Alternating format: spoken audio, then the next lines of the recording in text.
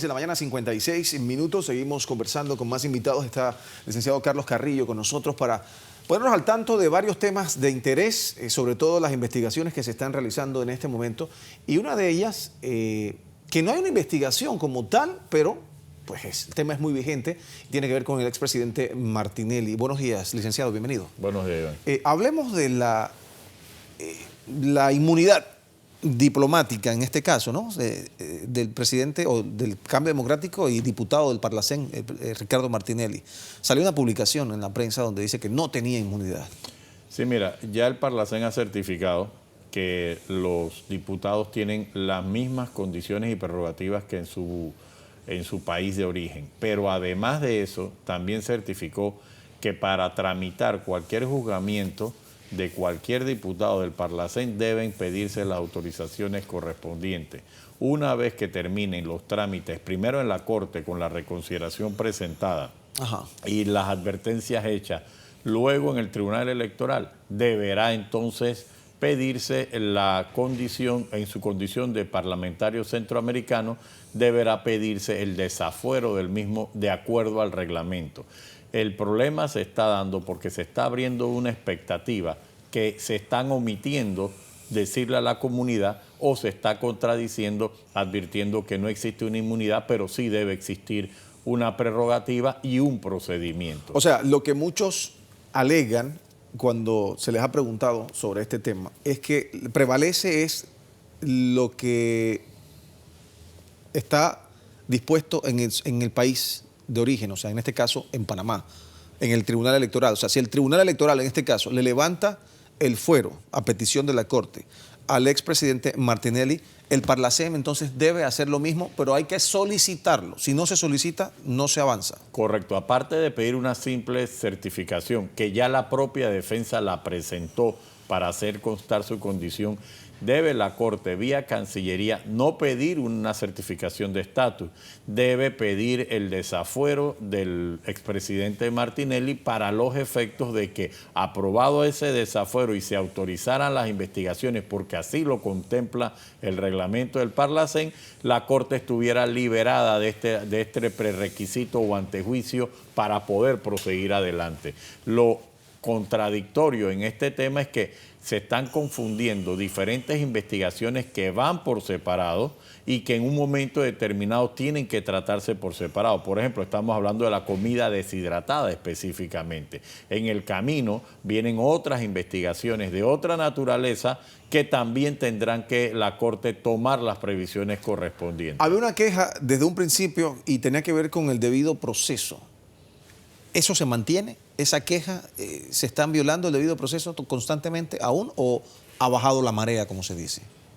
Bueno, mira, es que, como decíamos anteriormente, el debido proceso depende de las disposiciones que tome el tribunal correspondiente o la autoridad correspondiente, pero también le toca a la defensa advertir cuando estas situaciones se dan.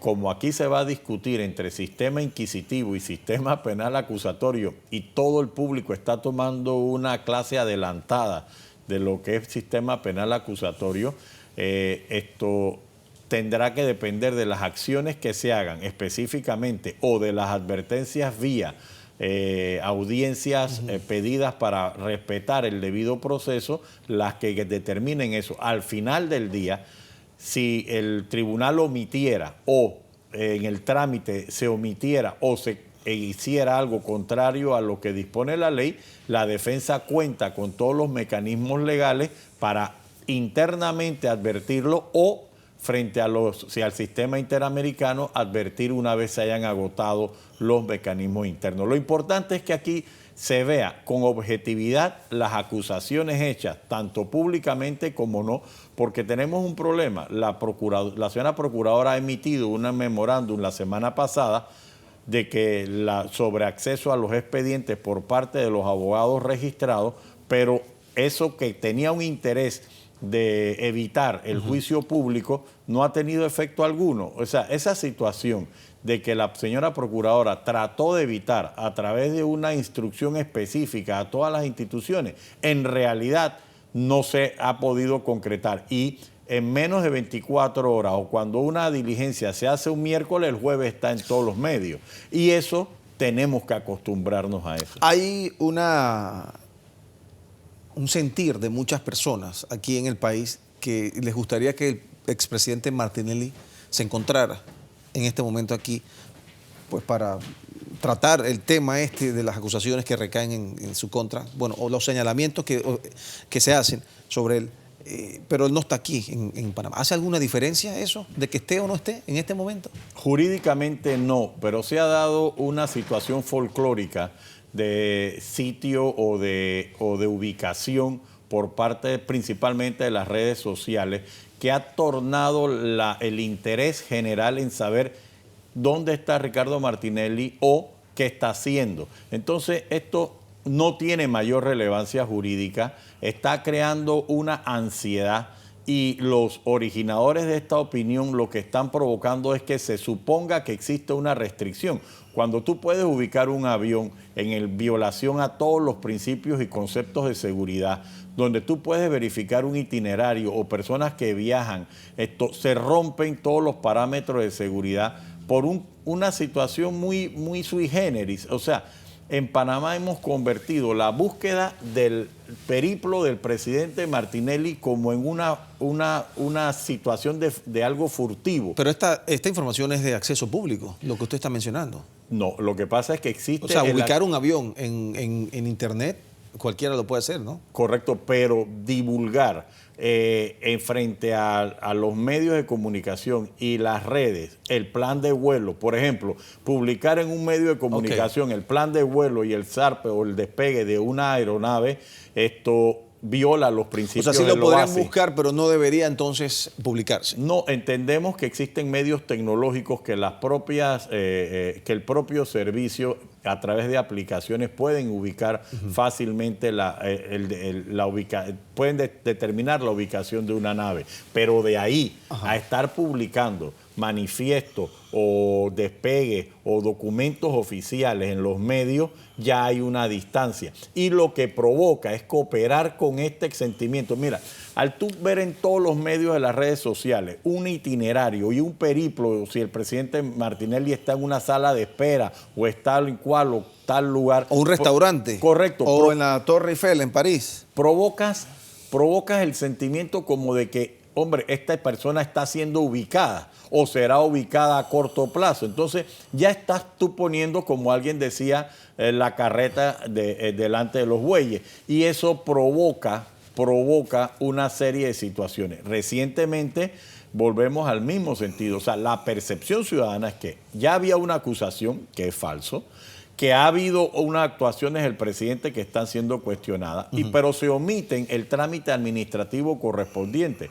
La semana pasada una fiscalía hace cargos contra un múltiple número de funcionarios de menor jerarquía y se señala en las investigaciones el trámite administrativo correspondiente de la junta directiva y comienzan a salir otras situaciones. Ahí quería llegar. Ustedes como defensa del señor Martinelli están solicitando la investigación de otras personas que pudieran estar vinculadas al mismo caso con el que él se le relaciona, por ejemplo, en el PAN, de la comida deshidratada, los 45 millones, etcétera. Bueno, mira, lo que la defensa del señor Martinelli en este momento está pidiendo es, primero, el respeto al debido proceso y segundo, que se evalúen las declaraciones que lo han mencionado dentro del marco administrativo correspondiente. No puede ser que tú me digas a mí, yo recibí órdenes y tú desconozcas toda una estructura que debe tener una serie de situaciones que excluyen cualquier tipo de intervención del presidente Martinelli. Pero eso se verá más adelante. Pero tú no me puedes decir que hay ministros o hay personas vinculadas a la directiva en la actualidad que en un momento determinado salgan a decir esto no, yo no tengo nada que ver con esto. Y esas son las circunstancias que en un momento determinado se darán. Ya se han mencionado nombres de varios exministros y de varias figuras en este sentido. El señor Guardia precisamente decía que las instrucciones él las recibía de parte del expresidente Martinelli a través de Chíchido Barrio. Es lo único que le ha dicho. Correcto, pero eso desconoce o se confronta con la realidad administrativa. O sea, no puedes tú imputarle a una autoridad fuera del área administrativa preceptuada por ley, porque lo que pasa es que las responsabilidades legales las dispone la ley, no la dispone la versión de una persona. Ahora, dígame algo, exactamente ahí quería llegar. Esa es la versión del señor Guardia. ¿Hay alguna prueba, hay algún documento que respalde esa declaración del señor Guardia cuando él alega de que las órdenes venían, o sea, una grabación, algo adicional a su palabra? No, hasta este momento ni siquiera se ha invocado. Por eso es que primero hay que determinar si hubo algún tipo de perjuicio. O sea, hay que partir de la base, contrato por contrato, porque aquí se especuló en primera instancia que los valores de los contratos eran excesivamente diferentes y altos en relación al contrato normal. Esa situación tiene que ser evacuada. No existe un informe de auditoría que determine a ciencia cierta por contrato y se está haciendo una especie de percepción. Puede ser cierto o falso lo que diga una persona, pero la realidad tiene que ser constatada. Aquí hay situaciones muy graves en el sentido de ubicación y hallazgos que ha hecho la Fiscalía en cuanto a montos de dinero y publicaciones que se han realizado. Pero de ahí a decir que mi solo dicho puede enrutar la investigación, no lo es. Y lo está demostrando la Fiscalía al comenzar a investigar el aspecto administrativo hacia abajo, y tendrá que ser hacia arriba en algún momento determinado. Pero debe partirse con un señalamiento correspondiente. En resumen, la percepción de que una sola declaración o dos declaraciones que no coincidan pueden arraigar a una persona al país está totalmente desproporcionada. Seguir abanicando eso constituye seguir teniendo una percepción totalmente equivocada. En los próximos días saldrán situaciones y seguirán saliendo explicaciones que habrá que confrontarlas con la realidad. Más aún, vuelvo y te repito, aquí no se trata de que un solo funcionario es el responsable de toda la administración pública. Ya la Corte Suprema y la lógica te dice que cada uno responde por las actuaciones correspondientes. Tú no puedes decir, ok, todo lo malo que pasó fue de una persona que no estaba en el triángulo administrativo de las situaciones previstas para esto. Ahora, todos los funcionarios públicos tienen la obligación de rendir cuentas y eso no escapa, aunque la Constitución lo limita para el presidente de la República a 4 supuestos correspondientes. Uno de esos son las investigaciones por situaciones de la administración pública. En resumen, nosotros como defensa lo que seguimos insistiendo es que se dé la investigación correspondiente y que se inicie la misma, como se ha dicho, pero nos enfrentamos con percepciones públicas que perjudican enormemente la situación del señor Martinelli desde todo punto de vista. Primero, porque se le ha querido hacer una imputación. Segundo, porque sus actuaciones personales, familiares, están siendo escrutadas en los medios y aupadas por el sistema del poder, no por simples redes sociales. Es diferente que tú me tomes una foto en un restaurante a que tú me saques un documento de aeronáutica civil en los medios. Licenciado Carrillo, volviendo al tema del fuero del que goza el señor Martinelli en este momento, ¿se espera ya que el Tribunal Electoral lo levante en los próximos días?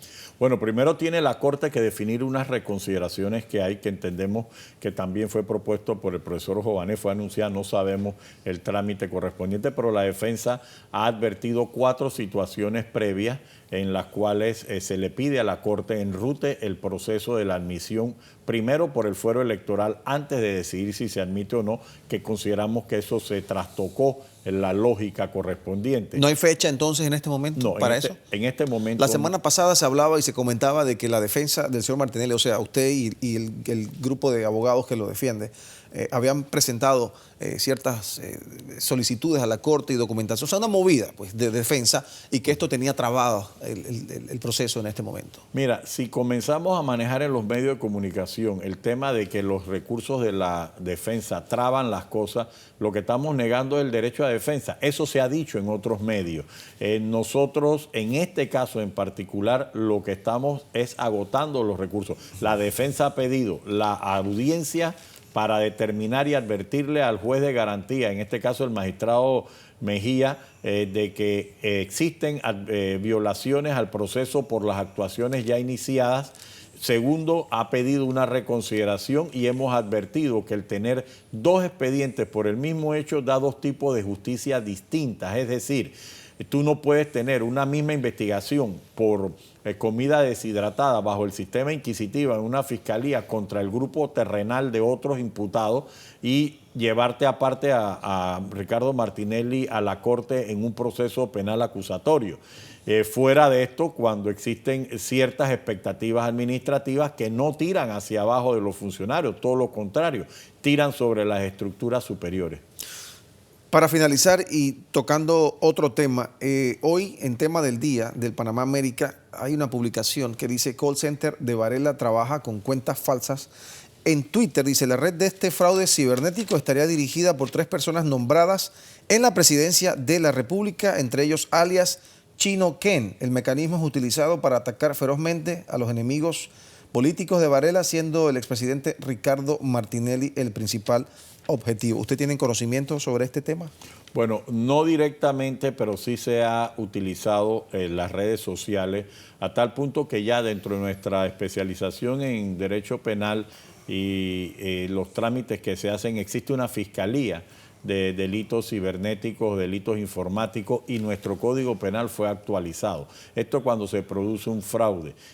Hay que ver hasta dónde llega el límite de cuentas multiplicadas por efectos de acometer un fraude con un perjuicio, ya sea económico o a la reputación de una persona o a la percepción pública. Las redes sociales se han convertido en un instrumento de mercadeo, igual que un instrumento de percepciones. Si tú causas o utilizas las redes violando los protocolos internacionales, existen 2 remedios, uno interno del propio sistema tecnológico y 2, una limitación que hay que reconocerlo, que ha estado muy avanzada por una fiscalía de circuito especializada en este tipo de actuaciones fraudulentas. ¿Cuántos años de experiencia tiene usted como abogado? Nosotros tenemos 35 años, cumplimos este año de experiencia. 35 años. Obviamente el tema de las redes sociales es de hace un tiempo para acá.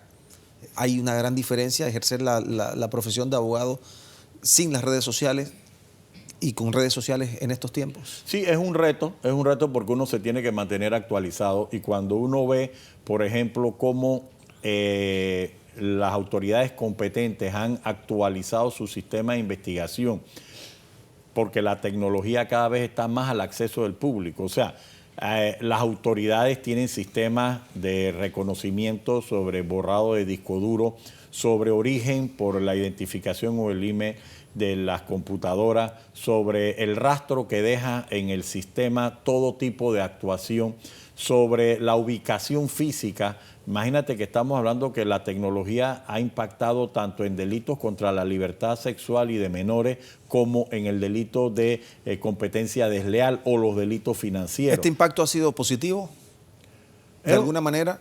La tecnología es un reto moderno. Lo que ahora está viéndose el impacto en las 2 últimas campañas en la política. Eso ya es una nueva experiencia como esta. ¿Hasta qué punto las redes sociales, así como desestabilizan a los gobiernos en un momento determinado cuando se cercenan los derechos básicos?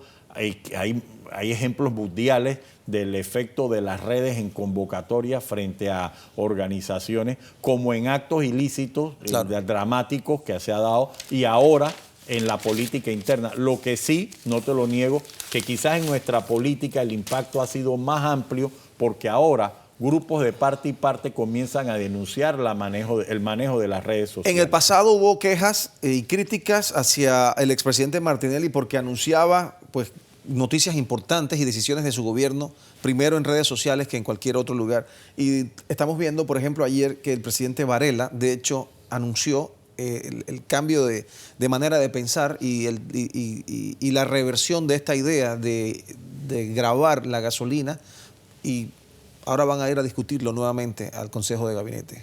Bueno, mira, el uso de las redes sociales quizás cause un prurito en los expertos de la comunicación social y del protocolo. Es decir, ninguna persona que trabaje en protocolo o comunicación social del Estado le gustará que por medio de un Twitter se avance lo que formalmente debe ser una declaración de Estado. Un comunicado de prensa, por ejemplo. O en caso tal, si es para informar a los medios y a la población, ¿no? Que se puede repetir en los medios de comunicación social y en las redes sociales. Pero yo siento que así como los abogados hemos tenido que actualizarnos, los jefes de comunicación del Estado tendrán que tener las previsiones para mantener los canales formales por encima de la informalidad de un Twitter. Porque recuérdate que la comunicación del Twitter tenemos que sacarle la ventaja, pero no contaminar. Es agradable tener un Twitter y mandárselo al presidente y que él escuche tu opinión si tiene el acceso, o que su equipo lo escuche, o que le llegue de la forma más directa. La situación está que si tú ves que por el Twitter tú te puedes contactar directo con el presidente, ¿para qué tú quieres estar mandando correspondencia? Mándale un Twitter o mándale un mensaje que tienes un eco tanto público como particular. Y de hecho está funcionando de esa manera hoy día. Sí, y tenemos que sacar la parte buena, pero sí nos enfrentamos a que los medios, los generadores de información van a tener que buscar la forma como mantener la manera de contacto con las autoridades directamente. Y probablemente influyó de gran manera el cambio de decisión del presidente Varela por la influencia, sobre todo de los tweets que se han dado durante los últimos días. Correcto. Porque las redes sociales explotaron en ese sentido. Sí, es la forma interactiva. Ya hay una comunicación interactiva de todo. Claro. Por ejemplo, en los medios de comunicación social, la parte interactiva nutre en la parte positiva. Sin embargo, cuando esa parte interactiva comienza a ser utilizada y da un resultado en situaciones políticas, llámese inicialmente con los burdos call centers o con los Twitter de cuentas fraudulentas, ya la misma comunidad tiene que generar rápidamente una reacción para analizar esa serie de Twitter